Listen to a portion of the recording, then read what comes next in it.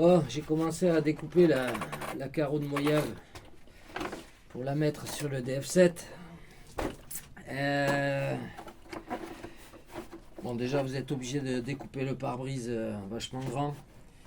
Et il y a un autre problème.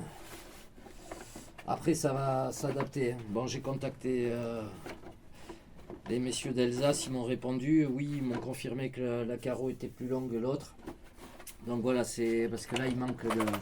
Bon, je vais l'adapter quand même, mais il manque un peu la longueur ici. Mais il y a un autre souci qui fait que...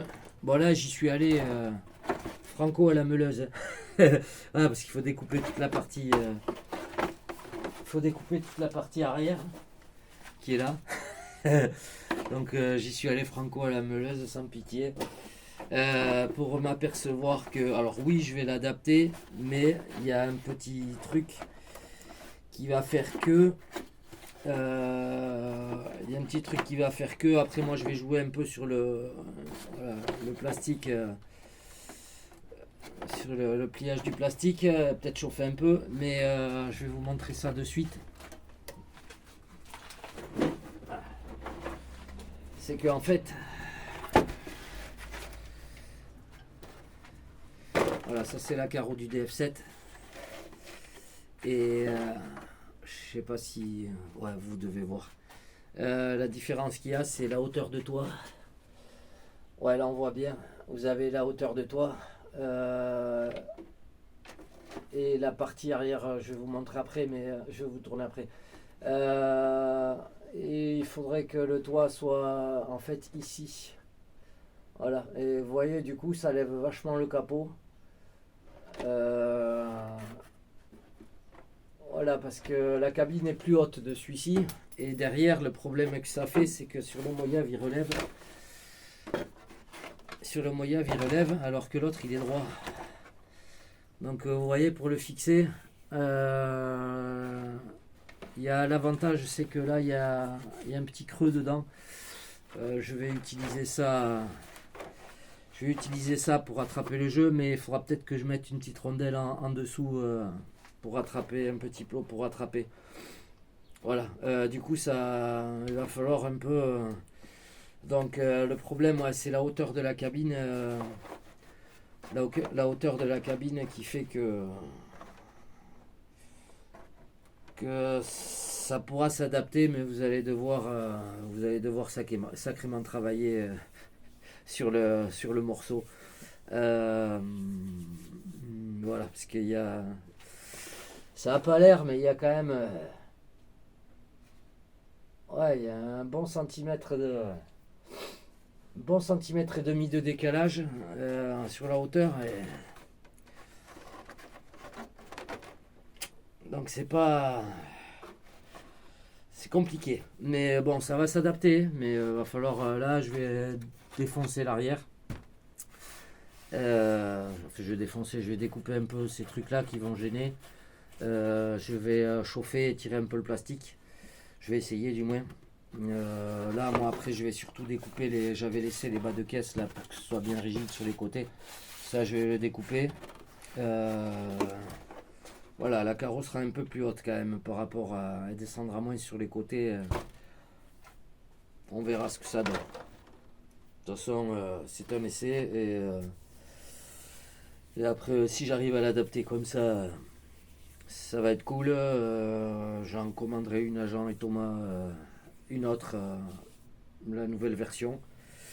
Et après, sinon, je verrai avec eux. Je leur enverrai un petit mail. Moi, je vais rien voir du tout, mais je leur enverrai un petit mail en leur expliquant la différence entre les deux carreaux. Voilà. Comme ça, ce sera utile pour les autres. Et pour eux, s'ils veulent vraiment faire une carreau qui s'adapte sur le DF7 comme il faut. Voilà les amis. Allez, je continue.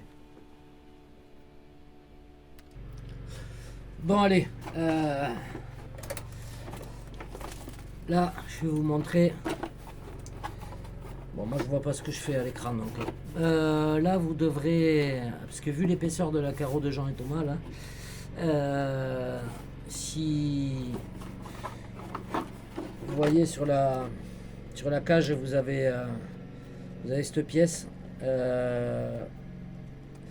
Il va falloir faire des gros trous dans la carreau pour que ça vienne bien se rentrer le plus bas possible. Sinon, vous ne pourrez pas passer les clips. Donc voilà, moi j'ai fait des gros trous là. Et ici là, le trou central ici, c'est la fixation du clips pour les clips. Je l'ai fait. Il faut le faire pour pouvoir descendre. Voilà, un maximum. De toute façon, là, ce qui tient le clip, ce qui tient la cage sur le châssis, c'est la cage. Donc la carreau, elle tient rien. Donc vous pouvez faire des trous, des gros trous. Et je cherche juste un clip. Donc j'en ai un là. Voilà, comme ça là on arrive à passer le clip. Bon, celui-là il est gros, mais voilà, je sais pas si je suis au fond, mais... ah non, je suis pas au fond. Voilà, ça là vous arrivez à passer le clip, sinon et que Nini ça passe pas. Elle est épaisse la carreau, ils font du sacré matos. Et ici, moi j'ai fait un trou un peu plus gros, mais je mettrai une rondelle avec la vis et le caoutchouc pour les clips de carreau là. Voilà, je sais pas où je l'ai mis, là c'est le bordel sur ma table. Et puis j'avoue qu'avec ces foutues lunettes, je vois pas grand chose. Voilà, mais il y a toujours cet effet. Bon là justement, je veux mettre ça en place pour hop, pour voir la suite, que ça se tienne. Donc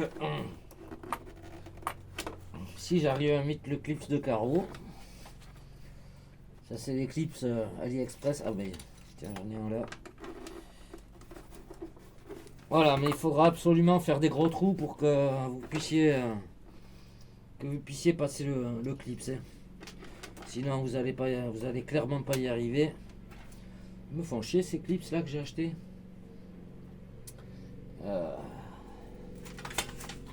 J'arrive pas à les passer.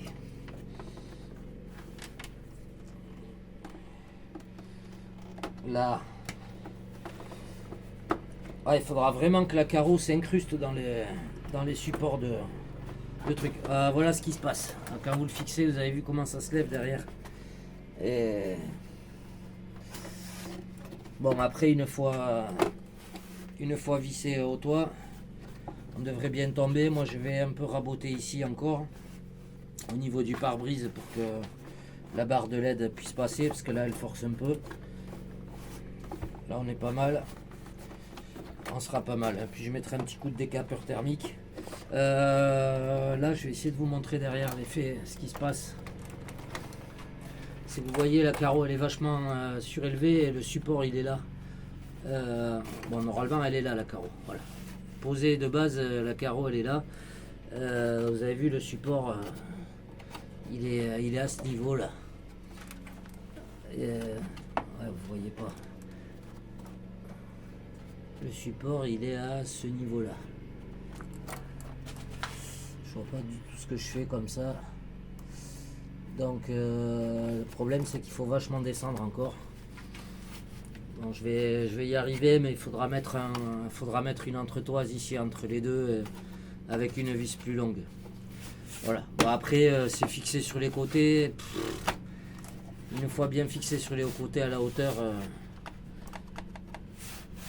je pense pas que ça gêne. J'ai dû découper pas mal derrière ici, parce qu'ici sur la moyave il y a un retrait et du coup ça passait pas. Voilà, donc vous pourrez l'adapter, mais pas facilement.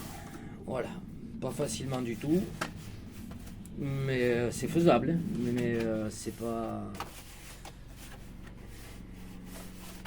Voilà, il y aura beaucoup de boulot à faire dessus. Moi je vais finir, on verra le résultat que ça donne après. Je vais redécouper un peu au pare-brise ici. Après bon, ça passe. Et si l'autre elle est un peu plus longue, ce sera plus aisé. Vous aurez le problème par contre ici sur le côté Parce que celle-là, sur la Ikong, c'est droit. Et ici, ça rentre.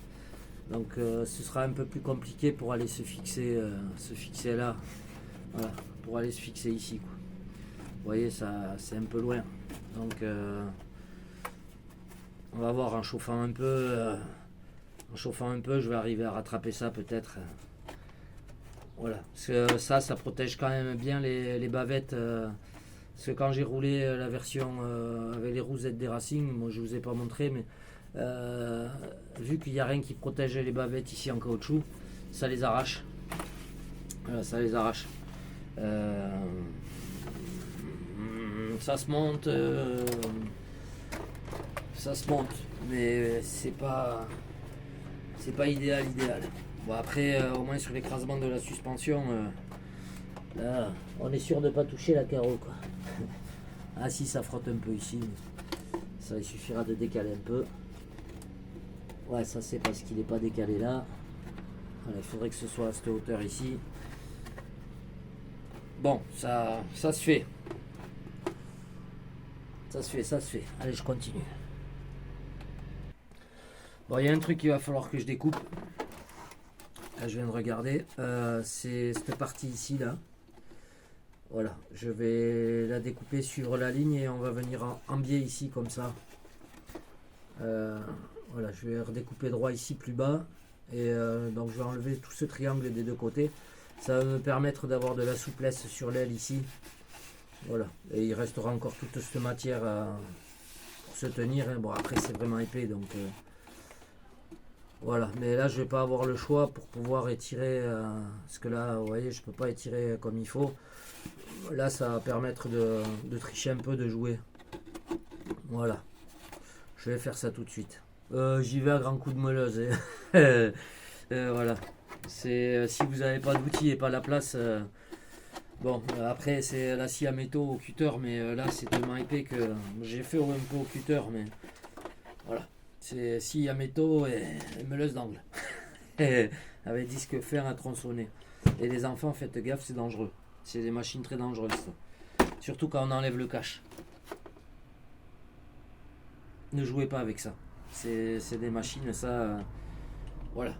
On l'utilise tous dans le bâtiment et d'autres, mais. D'autres corps de métier, mais très dangereux. Voilà, faites pas ça, touchez pas à ça, ou alors vous avez papa à côté. Sinon, niette, vous touchez pas à ça. Très dangereux. Ma bidoche, c'est de quoi elle parle. Il y a eu un peu de tranchage dans le vif aussi. Bon, et pour vous, il s'est pas passé longtemps, mais pour moi, il s'est passé un petit litre de café. Voilà, j'ai adapté la carreau de Mojave sur le DF7. Et bon, alors il faudra voir la version 2, mais la version 1 de la carreau est un peu courte. J'ai pu mettre que 2 points de fixation derrière pour les ailes. Voilà. Normalement, il y en a un qui se met ici. Voilà, mais après, il faudra voir avec la carreau entière moulée, récupérer le plastique. Donc, comme je disais, j'ai dû découper les côtés là. Je finirai après proprement à la lime et au papier de verre. Là, l'anthrax, c'est un peu. Il demanderait à aller 1 cm vers l'avant. Bon, après, ça passe, mais ça demanderait 1 cm vers l'avant. Mais du coup, voilà. Voilà ce que ça donne. La carreau de Mojave, faut pas mal la découper. Vraiment, il faudra faire les 2 gros trous. Et moi, il faut que je les rectifie un peu. Je me suis galéré, parce que bon, c'est costaud à percer. Je me suis galéré, ça a ravancé un petit peu. Et puis de toute façon, c'est pas plus mal parce que sinon, j'avais la roue qui frottait. Là, ça passe juste. Et il faudra juste que je lime un petit peu les 2 trous là vers l'arrière. Pour que ça vienne bien plaquer. Je mettrai un petit coup de décapeur aussi. Et bon, ça passe. Mais du coup, là, en point d'ancrage, j'ai les 4 sur le toit. Il y a les 3 devant ici. Ça, il faut que je le refixe ici. Il faudra mettre une rondelle là. Pensez à percer un trou un peu plus gros, que ça vienne bien plaquer sur la cage. Et après, il y a les 4 vis. On fait 2 vis de chaque côté et une vis derrière. Voilà. Voilà, il faudra voir avec la nouvelle version. de la carreau de Alsace qui est un peu plus longue. Donc il m'a envoyé les mesures, j'ai pas regardé encore. Je regarderai. Bon là moi j'ai plus d'amortisseur derrière. Clairement voilà. Là il faut qu'il fasse la révision. Moi je me suis commandé les huiles. Voilà. C'est adapté. C'est pas Jojo mais c'est adapté. Je vais découper les fenêtres encore ici. Et je vais me découper ça. Et je vous montre ça après. Allez, comme ça, on voit ce que ça donne. Ah ben voilà. Ah c'est fini. Voilà. Bon, il me restera juste à passer le papier. Tout découper l'arrière. Bon, ça se monte. Mais voilà. Faut être sacrément bricoleur quand même. Mais voilà, la Morito. Et du coup, les vitres, le fait de découper, vu qu'il y a la cage en dessous, ça va le faire. Ça va le faire bien, ça. Voilà. Ça va le faire bien. On va pouvoir impacter. C'est impeccable. Donc, ouais, non, ça se déchirera pas. Voilà. Dites-moi ce que vous en pensez. Et voilà. Moi, en tout cas, ça me plaît. C'est juste que c'est un peu juste. Voilà, c'est un peu juste derrière en longueur. Et l'anthrax, mais bon, après au roulage, ça se verra pas. Le but étant de protéger tout le reste. Et ouais, vraiment la carreau Ikong que vous achetez d'origine est vraiment bien solide. Celle que vous allez vous peindre. Bon voilà, parce que moi il y a quand même un paquet de couches de peinture sur celle que j'avais faite là, peau de serpent. Et bon, elle a craqué en 5 packs alors que l'autre elle a tenu. Voilà, donc clairement, je sais pas s'ils revendent des carreaux simples d'origine toutes peintes. Je me suis pas renseigné là-dessus, mais clairement la carreau d'origine sortie d'usine est de meilleure qualité que celle que vous ferez en achetant la carreau transparente. Voilà, si vous l'achetez, ce sera pour l'exposition, ou rouler tranquille, voilà, pas faire du saut et elle va pas supporter. Vraiment, moi, c'est vraiment pété de partout, quoi. Et là, devant, elle a pas encore trop éclaté, mais ça ne serait tardé. L'autre côté, elle a fait la même. Ouais, je sais, ma lumière est pourrie en ce moment. Et voilà, derrière, ce que je vous disais, voilà, ça s'est déchiré. Ouais, ça c'est le café. Ça s'est déchiré là. Ici au niveau du toit aussi, ça a commencé à se déchirer là. Alors que bon, l'autre, j'avais pas eu ça. De chaque côté là, ça a commencé à se déchirer. Bon, avant de la matraquer, je voudrais la garder un petit moment encore. Voilà donc, messieurs d'Alsace, voilà, c'est juste la hauteur du toit qui est un peu courte. Mais bon, ça s'adapte, hein. Mais faut sacrément découper dans le vif, faut pas hésiter à découper l'angle ici surtout, pour pouvoir un peu tricher sur la souplesse du plastique. Mais voilà, c'est une carreau de Moya Alsace Body V1, donc version 1, donc elle est plus courte, hein. Là, je le rappelle. Eh bien, je l'ai adapté, donc vous arriverez à adapter la V2. Voilà, et en plus moi je l'avais déjà découpé, donc quand vous allez recevoir celle des As, la V2, vous aurez plus de plastique sur les bas et compagnie. Je pense que vous pourrez fixer, mettre les points de fixation ici et derrière. Voilà, à voir. Le reste c'est à voir, je peux pas dire tant que je l'ai pas eu sous la main. N'oubliez pas de faire des gros trous sur le capot pour vraiment que ça puisse descendre le plus bas possible, sinon vous ne pourrez pas mettre les clips. Voilà, moi il faut que je rectifie encore ça et puis c'est tout. Allez, je vous laisse là-dessus, je vous fais des gros mochos et éclatez-vous. C'est tout ce que je vous dis, éclatez-vous.